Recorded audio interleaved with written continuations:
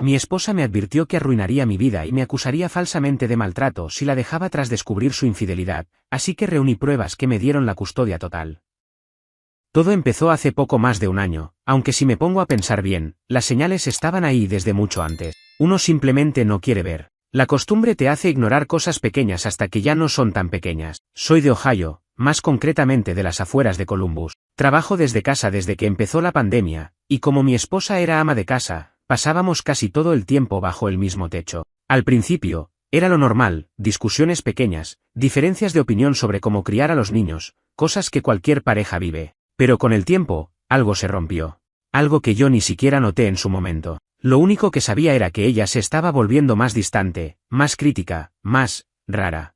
Tengo 2 hijos, uno de 7 y otro de 5. Son mi mundo. Literalmente, todo lo que hago, lo hago por ellos. Y si no fuera por uno de ellos, probablemente nunca me habría enterado de nada. Pero bueno, voy por partes. Al principio, pensé que era estrés. Ella decía que se sentía apagada, que la rutina la estaba asfixiando, que necesitaba un respiro. Yo intentaba ayudar. Le decía que se tomara un tiempo para ella, que saliera con sus amigas, que fuera al gimnasio. Incluso le regalé una suscripción a un centro de yoga. Le ofrecí pagarle un fin de semana sola en Chicago para que se despejara. La apoyé en todo. Y ella sí lo aprovechó, claro que sí. Solo que no de la manera que yo creía. En casa, las cosas empezaron a sentirse tensa. No de golpe, sino como cuando sube la temperatura del agua y la rana no se da cuenta de que la están cocinando viva. Dejó de reírse conmigo. Todo lo que decía parecía molestarle. Si lavaba los platos, lo hacía mal. Si cuidaba a los niños, lo hacía peor. Si no hacía nada, era un vago. Pero si hacía de más, era controlador. Ya no había forma de acertar. Pero yo seguía aguantando porque, como dije, pensaba que era una mala racha. Que todo se arregla con tiempo, comunicación y paciencia. Un sábado por la tarde, mientras estaba terminando un proyecto urgente en la computadora del sótano, mi hijo mayor bajó con cara rara. Le pregunté qué pasaba y me dijo algo que me dejó helado. Mami está con su amigo otra vez. El que no eres tú.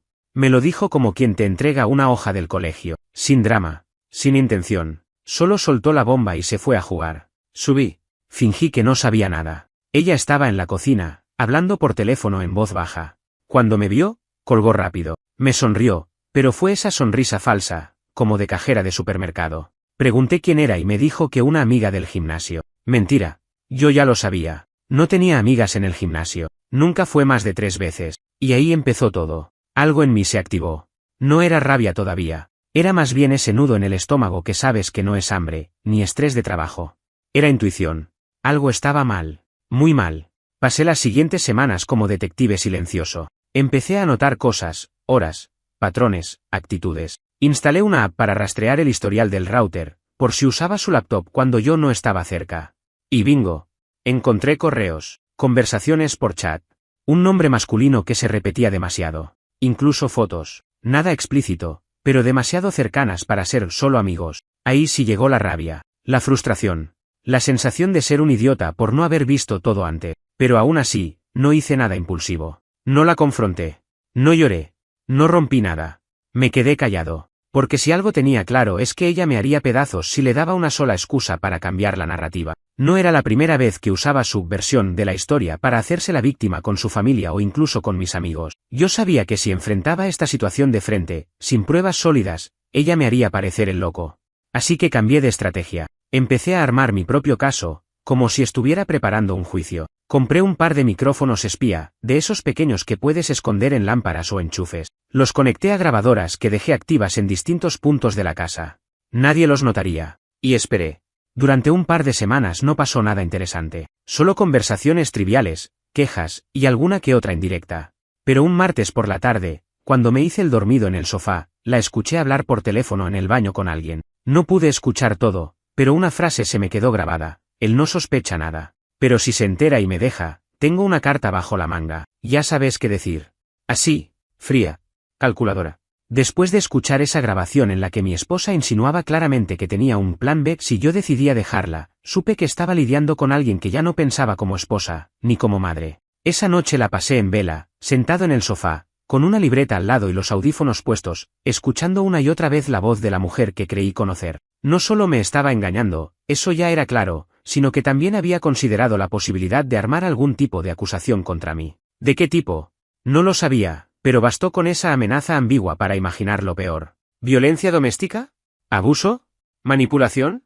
Nada de eso me describía, pero en este país, basta con una denuncia para que tu vida quede en pausa o peor, destruida. Especialmente si eres hombre. Y lo más grave, ella estaba usando a nuestros hijos como tapadera para todo. Se aprovechaba del hecho de que eran pequeños, fáciles de manipular, incapaces aún de distinguir las sutilezas de lo que pasaba a su alrededor. Pero uno de ellos, mi hijo mayor, ya empezaba a notar cosas. Fue él quien me abrió los ojos, sin siquiera saberlo. Lo que más me partía era pensar cuántas veces esa casa que construí para darles seguridad y amor se había convertido en un teatro para una historia que yo no había escrito. Esa misma semana tomé una decisión, ya no bastaba con micrófonos. Necesitaba ver todo. Así que pedí por Amazon un set de cámaras ocultas con visión nocturna, detección de movimiento y acceso remoto. Las instalé en lugares estratégicos, sala, pasillo, cocina, e incluso una en el garaje. No puse ninguna en los dormitorios por respeto a la privacidad de mis hijos, pero tampoco me hacía falta. Sabía dónde se movía ella, y no era precisamente en la habitación conyugal últimamente. Lo curioso es que no me preguntó nada sobre los nuevos detectores de humo ni los adaptadores Wi-Fi que aparecieron de repente. Su desinterés por la casa que compartíamos era cada vez más evidente, como si ya la habitara solo por inercia, como si no le importara lo que cambiaba. Durante los siguientes días comencé a registrar horas, rostros y comportamiento.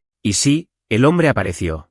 Un tipo de unos 30 y pocos, delgado, barba recortada, ese aire de profesor de yoga que tanto le gustaba a mi esposa en las series que veía. Él entraba por la puerta trasera, casi siempre en horarios en los que yo estaba ocupado o supuestamente fuera. Me saludaba con un mensaje por WhatsApp si necesitaba que fuera a la tienda, que casualmente coincidía con su llegada. Todo encajaba demasiado bien. Las grabaciones los mostraban abrazándose, besándose, comiendo lo que yo había comprado, usando la misma mesa donde cenábamos en familia. Una tarde, capté algo que terminó de confirmarme que ya no estaba en una simple infidelidad, sino en un acto de traición a gran escala. Estaban en la sala, y ella, muy relajada, dijo, si él me confronta, le digo que me gritó, que me empujó, que tengo miedo. ¿Quién va a dudar de una madre angustiada con 2 hijos pequeños? Nadie. Ni sus amigos le creerán si juego bien mis cartas. Y ahí me quebré. Me fui al garaje, cerré la puerta. Grité como nunca. No de furia, sino de impotencia. Me temblaban las manos. Yo, que nunca en mi vida le había alzado la voz. Que fui el que se quedó cuando ella se deprimió posparto. Que cociné, limpié, llevé a los niños a la escuela, trabajé horas extra para que no le faltara nada. Ahora era el blanco de su plan de escape. Y ese plan incluía destruirme sin dudarlo. Pero no me iba a quebrar. No todavía. Ella no sabía lo que yo sabía. Ni que estaba grabando todo. Ni que tenía respaldo en la nube. Ni que ya había contactado a un abogado para entender cómo se manejaban los divorcios en Ohio, sobre todo cuando hay hijos de por medio. Lo primero que el abogado me preguntó fue si tenía pruebas. Le dije que sí. Me pidió que las organizara cronológicamente, que le entregara copias, que no hiciera movimientos bruscos todavía, que no confrontara, que no discutiera, que fuera una sombra hasta que llegara el momento. Y así lo hice. Aguanté. Mantuve la fachada. Me convertí en actor de mi propia vida. Fui el esposo que no sospechaba nada, el padre amable, el que se levantaba a las 6 para preparar desayunos y fingía no notar que su esposa ya ni lo tocaba. Cada noche me iba a dormir sabiendo que al día siguiente podía ser peor, que podía perderlo todo si jugaba mal mis cartas. No solo la casa, mis hijos, mi nombre, mi vida. Lo más surreal fue cuando ella empezó a hablarme de lo distante que me notaba, que yo había cambiado, que ya no era el mismo de antes, que a veces pensaba que nuestra relación ya no tenía futuro. Ella me hablaba de desamor mientras planeaba clavarme un puñal por la espalda. Hasta llegó a insinuar que necesitábamos espacio, como si buscara el momento adecuado para irse, o echarme. No lo sé. Pero yo seguía sonriendo, porque ya tenía todo, fechas, vídeos, audios, y sobre todo, un plan. Un día más, solo un día más, me repetía. Cada jornada era una misión encubierta. Hasta que llegó el momento en el que decidí mover la primera ficha. Llamé a mis suegros, sí, sus propios padres. Los cité a mi casa un domingo por la mañana, sin que ella supiera. Les dije que quería hablar sobre algo delicado. Vinieron pensando que yo les pediría ayuda con algún tema económico o quizás que íbamos a mudarnos. Pero no. Saqué el portátil. Y les mostré. No hablaron. No gesticularon. Solo vieron. Primero las grabaciones de las visitas del tipo. Luego los audios. Cuando puse el clip donde su hija decía que si la enfrentaba, me acusaría de violencia, la madre se tapó la boca. El padre apretó los puños. Nadie dijo nada durante 5 minutos. Y entonces, el padre de ella habló. Hijo, no sé qué clase de demonio se metió en mi hija. Pero no lo vamos a permitir. Después de que mis suegros vieran los vídeos y escucharan los audios, hubo un silencio que me pareció eterno. No fue ese silencio incómodo de gente que no sabe qué decir, sino uno pesado, denso, cargado de todo lo que no esperaban descubrir. El padre de ella estaba rojo, pero no de vergüenza. Estaba furioso. Y su madre tenía los ojos llenos de lágrimas, pero con esa mirada que uno solo ve cuando alguien empieza a cuestionarse en qué momento perdió a su hija, en qué cruce del camino dejó de ser la persona que criaron. Fue él quien rompió el silencio, y lo hizo con una frase que me retumbó por dentro: te vamos a ayudar a salir de esto, como sea. Lo que vino después fue casi surreal. El padre, que siempre había sido seco conmigo, casi frío, me dio una palmada en el hombro. Me dijo que no estaba solo, que si yo decidía tomar acción legal, ellos no se interpondrían, que no iban a tapar a su hija solo porque era su sangre. Incluso me ofrecieron que, si las cosas se ponían feas, se quedarían con los niños por un tiempo. Yo me limité a sentir. No podía decir nada más. Estaba emocionalmente drenado, y que ellos estuvieran de mi lado me dio un impulso que no sabía que necesitaba. Ese mismo día, me reuní con el abogado que ya tenía al tanto del asunto. Llevé un disco duro con copias de todo. Grabaciones de audio, clips de vídeo, capturas de chats, todo clasificado y ordenado como él me había pedido. Me felicitó.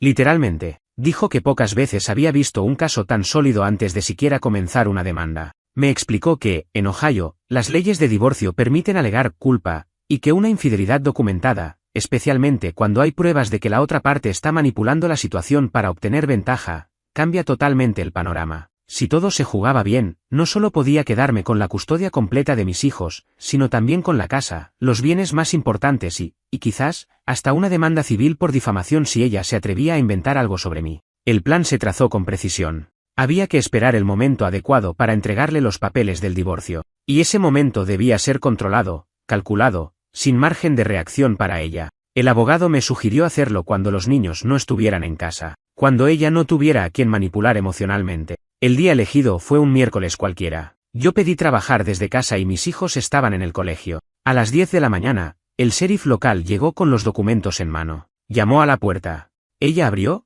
aún en bata, con cara de confusión. Le entregó el sobre. Lo leyó. Y su rostro cambió por completo. Lo primero que hizo fue buscarme. Entró a mi oficina y me gritó que qué carajo significaba eso. Yo, tranquilo, sin levantar la voz, le dije que ya sabía todo. Que no había marcha atrás. Que lo mejor para todos era que cooperara. Su respuesta fue soltarme una amenaza tan absurda que me dio risa. Si me haces esto, te destruyo. Le diré a todos que me golpeaste, que abusaste de mí psicológicamente. Nadie va a creerte a ti. Soy la madre de tus hijos. Fue ahí donde le mostré el primer vídeo. Solo uno. El clip donde decía exactamente eso, que si la confrontaba, iba a inventar que yo la había maltratado. Lo vio en la pantalla de mi laptop y palideció. No dijo nada al principio. Se quedó mirando la imagen congelada de su rostro, tan segura, tan fría, tan distinta de la mujer con la que me casé. Cuando volvió a hablar, ya no tenía ese tono arrogante. Ahora estaba nerviosa. Me dijo que podríamos hablarlo, que lo arregláramos como adultos, que por qué iba a querer destruir nuestra familia. Pero no era remordimiento, era miedo. Le respondí que no quería hablar más, que si quería seguir peleando, nos veríamos en los tribunales, que el abogado ya tenía todo, que la casa era mía. Yo pagaba el 100% del préstamo hipotecario y ella jamás había contribuido económicamente desde que dejamos de trabajar juntos, que había pruebas de su infidelidad, que tenía grabaciones de sus amenazas, y que también tenía a sus padres como testigos. En ese punto, se derrumbó. No sé si fue real. No sé si las lágrimas que salieron eran de verdad o de puro pánico por lo que se le venía encima. Pero lloró. Cayó al suelo. Me agarró la pierna como si eso fuera a cambiar algo. Me pidió que pensara en los niños, que no le hiciera esto, que por favor no la dejara sin nada. Y entonces me dijo algo que no esperaba, que estaba embarazada. No supe cómo reaccionar al principio. ¿Embarazada? ¿De quién? Como si no lo supiera. Era imposible que fuera mío. Hacía meses que no teníamos relaciones. Le pregunté sin rodeos si era del tipo que salía en los vídeos. No lo negó. Solo bajó la cabeza. Me senté. Tenía un nudo en el pecho que me costaba tragar. Ella intentó suavizarlo diciendo que aún podíamos criarlo juntos, que si yo aceptaba al bebé, podríamos empezar de nuevo. Me lo dijo como si lo estuviera ofreciendo como un trato de negocios, una especie de chantaje emocional con envoltorio de redención. Le dije que no, que yo no criaba hijos ajenos nacidos de una traición, que bastante tenía con cuidar a los míos, los de verdad. Me miró como si le hubiera arrancado el alma, pero ya no había vuelta atrás. Ese día fue el primero en que dormí en paz. Ella se encerró en la habitación. No salió en horas. Yo llamé a mi hermana, le conté todo, y le pedí que por favor viniera a quedarse en casa por unos días. No por miedo, por precaución. No sabía de qué era capaz esa mujer si se veía acorralada. Me desperté al día siguiente con la alarma del celular, como todos los días. Eran las 6:30 de la mañana. La casa estaba en silencio. Un silencio raro, como si todo estuviera contenido. Me levanté, fui al baño, y cuando bajé a la cocina, vi que ella ya no estaba en la habitación. Ni en la cocina. Ni en la sala. La puerta de entrada seguía cerrada, y el auto estaba en la entrada, así que no se había ido. Fue cuando me acerqué a revisar el monitor de las cámaras que vi la primera alerta, movimiento en el pasillo a las 5:42 de la madrugada. Me puse los audífonos, abrí el clip, y ahí estaba ella, caminando de un lado al otro, con el celular pegado a la oreja. Lo que escuché en esa grabación me revolvió el estómago. Sí, estoy en peligro. No sé cómo explicarlo, pero mi esposo no está bien. No ha dormido en días, grita solo, se la pasa encerrado. Me siento insegura. Mis hijos no deberían estar aquí. Sí, puedo esperar. Solo vengan lo más rápido posible. Cortó. Y se quedó en la sala, sentada, con los ojos clavados en la puerta, como si esperara que yo saliera a atacarla. ¿La actuación? ¿De película? Casi aplaudo. Pero yo ya sabía que era esto, su carta bajo la manga. El show. El intento desesperado por tomar el control de nuevo. No me moví. No dije nada. Solo abrí otra pestaña, activé las otras cámaras, y me quedé esperando. A las 6:53 llegó la patrulla. 2 oficiales, uno mayor, con cara de no estar de humor, y otro más joven. Ella les abrió la puerta tan rápido como si los hubiese estado espiando por la mirilla. Salió llorando, hablándoles rápido, gesticulando. Les decía que yo era inestable, que tenían miedo de lo que pudiera hacer, que había sido verbalmente abusivo durante meses y que los niños estaban expuestos a un ambiente tóxico. Pero justo cuando los oficiales pusieron un pie en el pasillo, yo ya estaba esperándolos con el portátil en la mesa y una memoria USB en la mano. Buenos días, oficiales. ¿Les puedo mostrar algo antes de que tomen cualquier decisión? Se miraron entre ellos. El más veterano me pidió que hablara. Le expliqué todo, tranquilo, sin gritar, sin insultos, sin emociones desbordadas. Le dije que había cámaras de seguridad en mi casa por precaución, que lo que mi esposa estaba diciendo no era verdad, que tenía grabaciones de ella misma planeando cómo acusarme falsamente, que incluso podía mostrar el momento exacto en que hizo esta llamada y cómo la había ensayado. Al principio, el más joven parecía escéptico, pero el mayor, ese hombre serio con cara de haber visto demasiadas estupideces en su vida, me pidió que le mostrara lo que tenía. Conecté el USB, reproduje los vídeos clave. La conversación del baño donde hablaba de tener un plan, el clip donde le decía al amante que si yo me enteraba, podía arreglarlo todo con una buena actuación, y finalmente, el momento de esa misma mañana en el que hizo la llamada mientras hablaba de mi supuesta inestabilidad. La cara de los policías lo dijo todo. Ella, al darse cuenta de que algo no iba bien, se asomó al pasillo. El oficial mayor la miró sin decir nada. Luego se volvió hacia su compañero y le dijo, necesitamos tomar declaración oficial. Pero esto cambia completamente las cosas. Fue entonces cuando ella cambió de táctica. Se echó a llorar como si estuviera viendo la muerte pasar por la puerta. Cayó de rodillas, gritó que yo estaba manipulando todo, que seguro había editado los vídeos, que todo era una trampa, que nadie la creía porque las mujeres siempre pierden. Un show patético. Los policías se quedaron de piedra. El joven intentó calmarla, pero el mayor ya estaba haciendo una llamada. No sé con quién hablaba, pero mencionó la palabra o falsa denuncia. Y sí. La detuvieron. No fue con violencia. No fue dramático. Pero verla esposada, siendo llevada al auto patrulla, fue como una puñalada a la historia de mi vida. Esa mujer, que conocí hace 15 años, que una vez fue mi compañera, la madre de mis hijos, ahora se iba arrestada por tratar de destruirme con mentira, por hacerme pasar por un monstruo que nunca fui. Ni siquiera me miró al irse, solo bajó la cabeza, como si hubiera entendido, por fin, que el juego había terminado. Una vez que se la llevaron, me senté en el sofá. No lloré. No sentí alivio. Sentí un vacío inmenso. No por perderla, sino por entender cuán lejos puede llegar una persona cuando ya no tiene escrúpulo. Llamé a mi abogado. Le conté todo. Me dijo que ahora teníamos una ventaja abrumadora, que lo que acababa de pasar era suficiente para que yo ganara la custodia completa, que ahora ella no podía ni acercarse a los niños sin una orden judicial. Mi hermana llegó poco después, con una bolsa de donas y cara de preocupación. Le conté lo ocurrido mientras tomábamos café. Se quedó callada un buen rato, y luego dijo algo que me marcó. ¿Te das cuenta de que ella solo mostró su verdadero rostro cuando sintió que ya no te tenía controlado? Y sí, era eso. Ella había perdido el control. Durante los días que siguieron, pasaron muchas cosas. Llamadas de su abogado. intentos de negociación, propuestas para evitar el juicio. Pero yo ya no era el mismo. No era el hombre que aguantaba por paz. No era el tipo que callaba por mantener una familia. Era un padre que iba a proteger a sus hijos. Era alguien que había tocado fondo, sí, pero que no iba a quedarse allí. Y aunque ella salió bajo fianza 3 días después, ya no podía volver a casa. Le prohibieron acercarse a los niños. Le suspendieron la custodia provisional. Sus propios padres se negaron a recibirla después de que supieron todo lo que pasó. El padre me llamó personalmente para decirme que estaba avergonzado de tener una hija así. No te das cuenta de lo cansado que estás hasta que ya no hay fuego que apagar.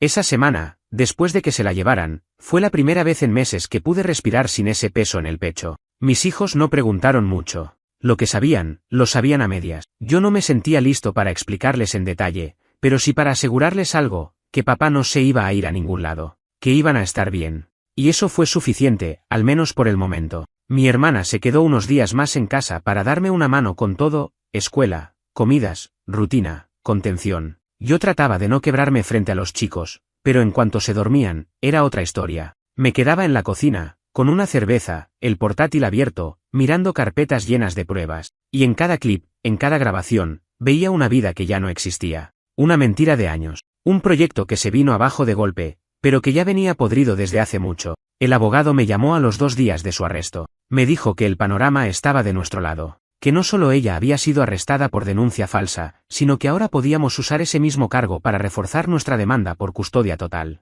Las pruebas de infidelidad, las amenazas grabadas, la manipulación a los hijos, todo formaba parte del rompecabezas. No era solo divorcio, era una descomposición total del rol que ella alguna vez tuvo como madre. Me aconsejó no hablar con ella directamente bajo ninguna circunstancia. Si quería contactarme, que lo hiciera por vía legal, a través de su abogado. Y así fue.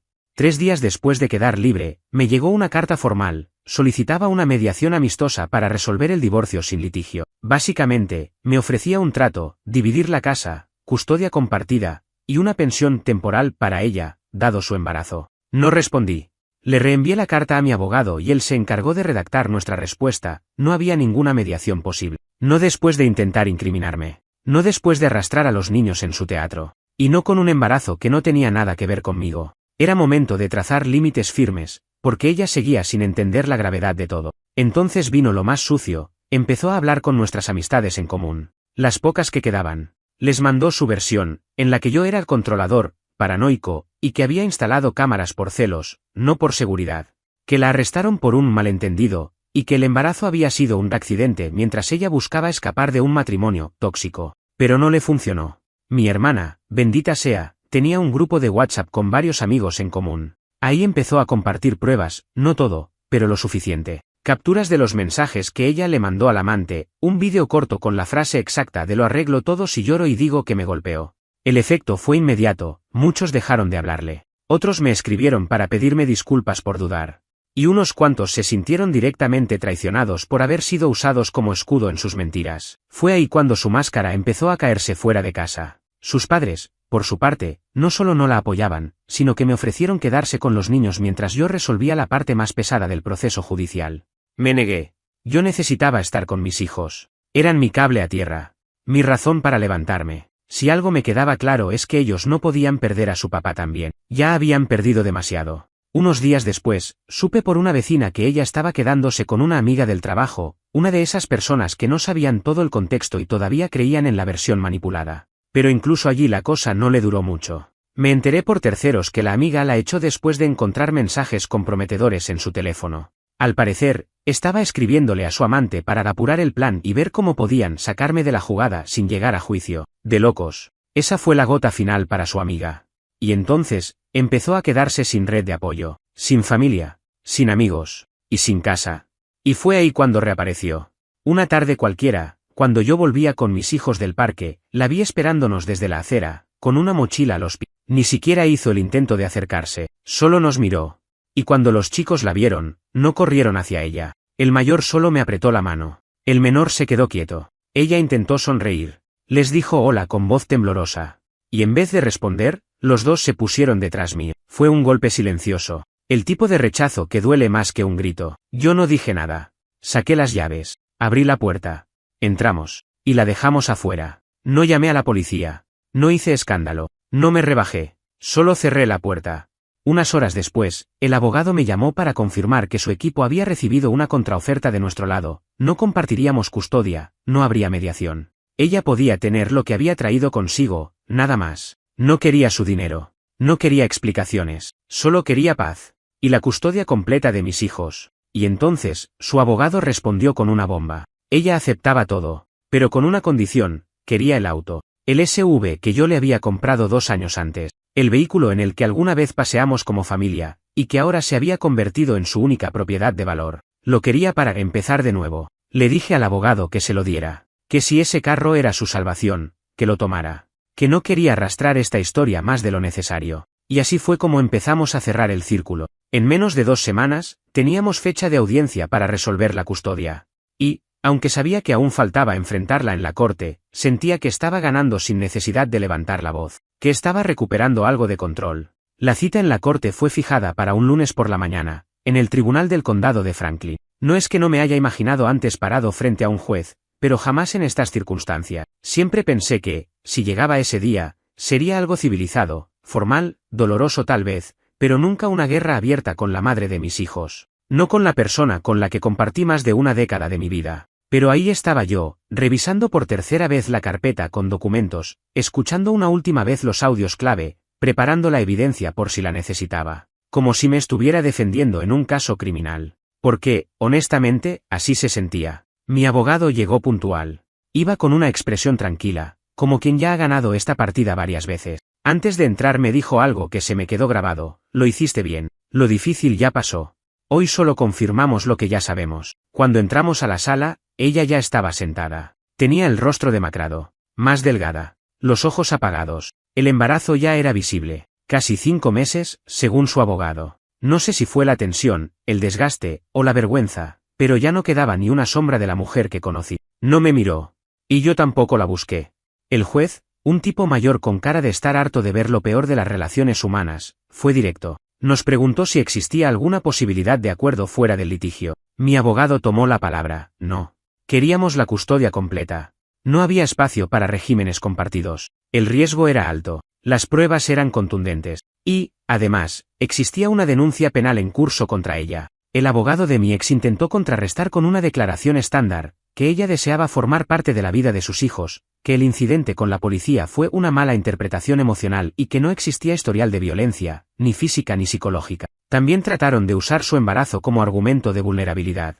Pero el juez pidió las pruebas. Mi abogado tenía todo preparado: clips seleccionados, capturas impresas, transcripciones de los audios, incluso las declaraciones juradas de los suegros, que no solo confirmaban la infidelidad, sino que testificaban haber escuchado las grabaciones. Se presentó también la carta del colegio, firmada por la directora, que hablaba de cómo los niños habían mejorado su comportamiento y estado emocional desde que la madre no vivía en casa. Todo sumaba.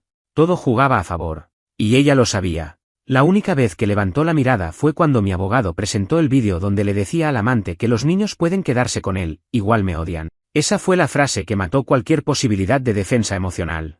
El juez se la quedó mirando unos segundos, luego miró al abogado de ella, y ahí fue cuando entendí que la partida estaba sellada. Después de una pausa breve, el juez dictó sentencia preliminar: custodia completa para mí. Ella podría solicitar un régimen de visitas supervisadas, si en el futuro demostraba estabilidad emocional, interés genuino por sus hijos y voluntad de reparar vínculo. Pero de momento, ningún contacto. Nada.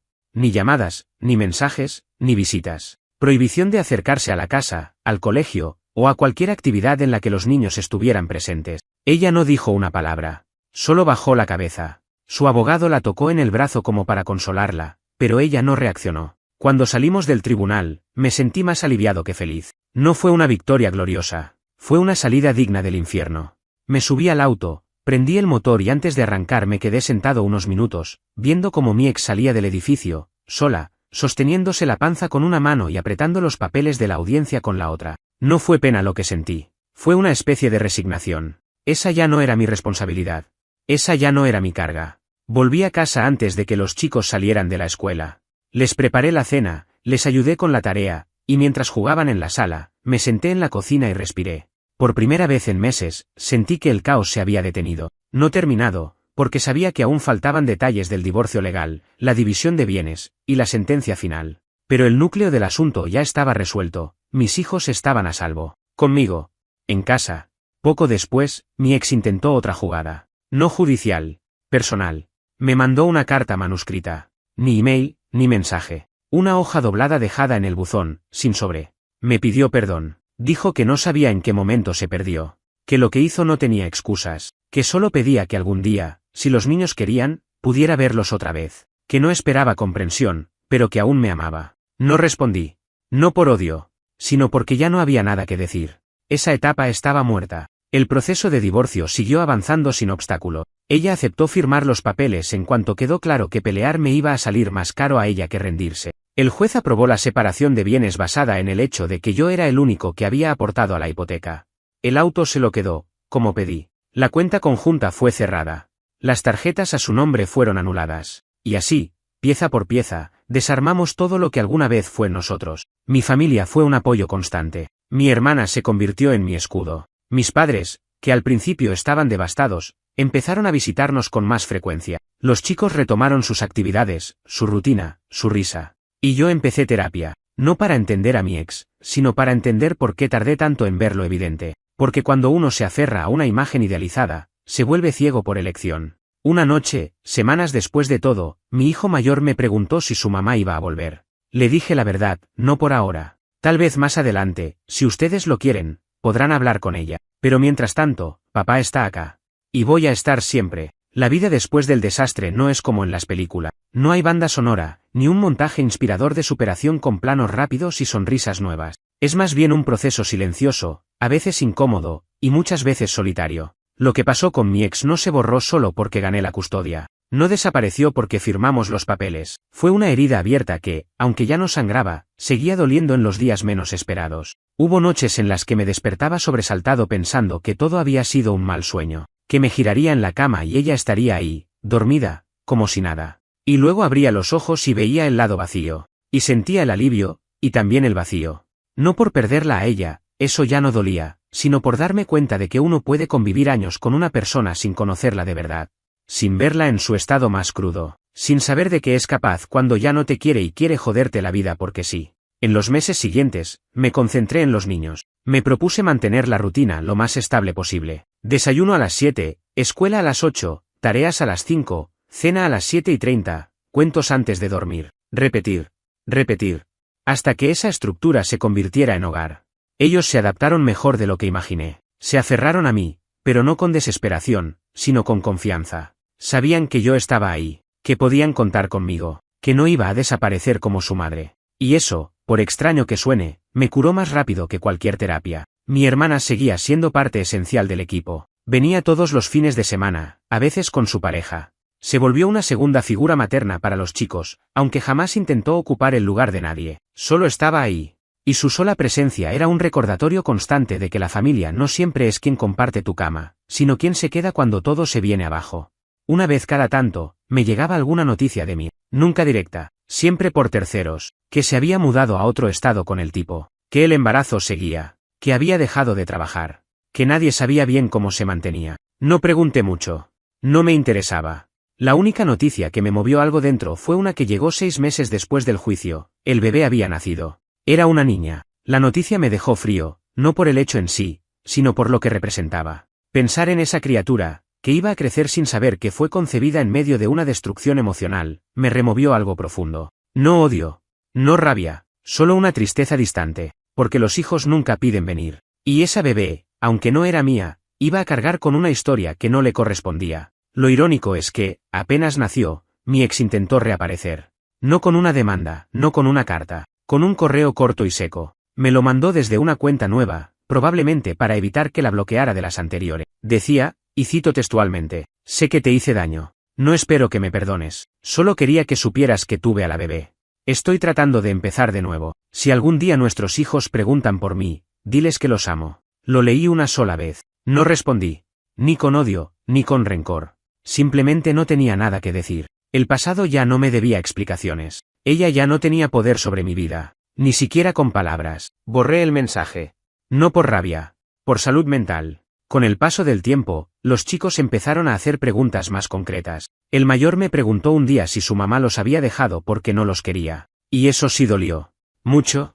Le dije que a veces los adultos cometen errores muy graves, pero que eso no cambia cuánto pueden amar a sus hijos. Que su madre los quiso, aunque no supo demostrarlo de la mejor manera. No iba a destruir su imagen. No quería convertir a mi ex en una villana en la mente de mis hijos. La verdad ya era bastante cruel por sí sola. Con el dinero que solía irse en cosas compartidas, salidas, compras, regalos, su carro, sus gastos, empecé a hacer algo que nunca pude hacer antes, ahorrar para nosotros. Me metí en un curso online de finanzas personales. Empecé a planear las vacaciones que siempre quedaban para el año que viene. Reacomodé la casa, pinté la sala, compré una mesa nueva para el comedor, tiré la cama matrimonial y puse otra. Renovar espacios también era renovar herida, y poco a poco, ese lugar volvió a parecer un hogar.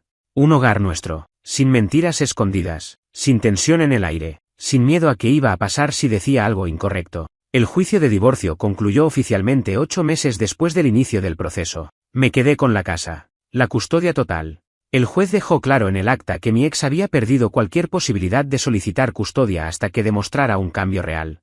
Las condiciones eran claras: estabilidad económica, emocional, asistencia a terapia, y sobre todo, reconstrucción de vínculo con los niños. Pero hasta ese momento, nada. Ni una llamada, ni un mensaje, nada. Y así, terminó todo legalmente. Pero emocionalmente, yo seguía reconstruyéndome. No sabía si algún día iba a volver a confiar en alguien. Ni me lo planteaba. Salir con alguien nuevo era lo último en mi lista. Antes necesitaba volver a ser yo. No el marido traicionado. No el padre que luchó por sus hijos. Solo yo. Y aunque costó, empecé a lograrlo.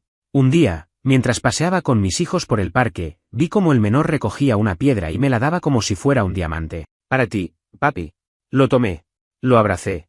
Y supe que, después de todo lo que había pasado, seguía teniendo lo más importante. Es raro pensar en cómo cambió mi vida en menos de un año. Cómo pasé de creer que tenía una familia estable a terminar siendo padre soltero, con custodia total, después de enfrentar una traición, una mentira calculada y una caída emocional que me obligó a reconstruirme desde las cenizas. A veces me miro al espejo y todavía me cuesta reconocer al tipo que superó todo eso. No porque no me crea capaz, sino porque nunca imaginé tener que hacerlo. Lo más jodido de vivir algo así es que no hay final feliz en el sentido clásico. Nadie te aplaude. Nadie te da un premio por no quebrarte. La vida no se detiene a darte una palmadita en la espalda. Solo sigue.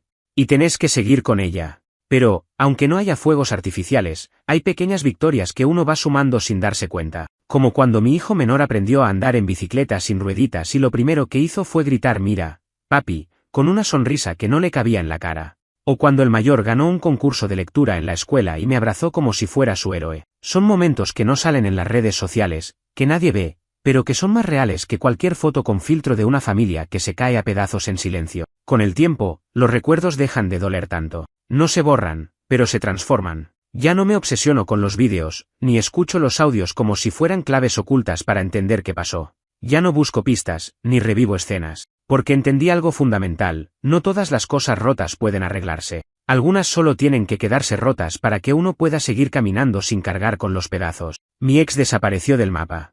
Literalmente. Después del nacimiento de su hija, se mudó con el tipo a otro estado. Nunca supe a cuál. Tampoco me interesa. No volvió a escribir. No pidió ver a los chicos. No cumplió ninguna de las condiciones que el juez le puso para acercarse. Supongo que eligió rehacer su vida desde cero. Lo cual me parece bien. No porque la perdoné, no lo hice, sino porque entendí que hay batallas que no merecen ser peleadas más allá de cierto punto. Y esta ya se había cobrado demasiado. Mis suegros, en cambio, siguen presentes. Vienen a ver a los chicos cada tanto. No hablan de su hija. No preguntan. Solo vienen, abrazan a sus nietos, traen algún pastel o juguetes, se sientan a charlar un rato y se van. Yo los recibo con respeto. No tengo nada contra ellos. Si algo, hasta les agradezco que no hayan salido corriendo a defender lo indefendible. Ellos, como yo, tuvieron que aceptar que no todo lo que uno cría crece como uno espera. En cuanto a mí, sigo solo. Pero no en el mal sentido. Solo porque lo elegí así.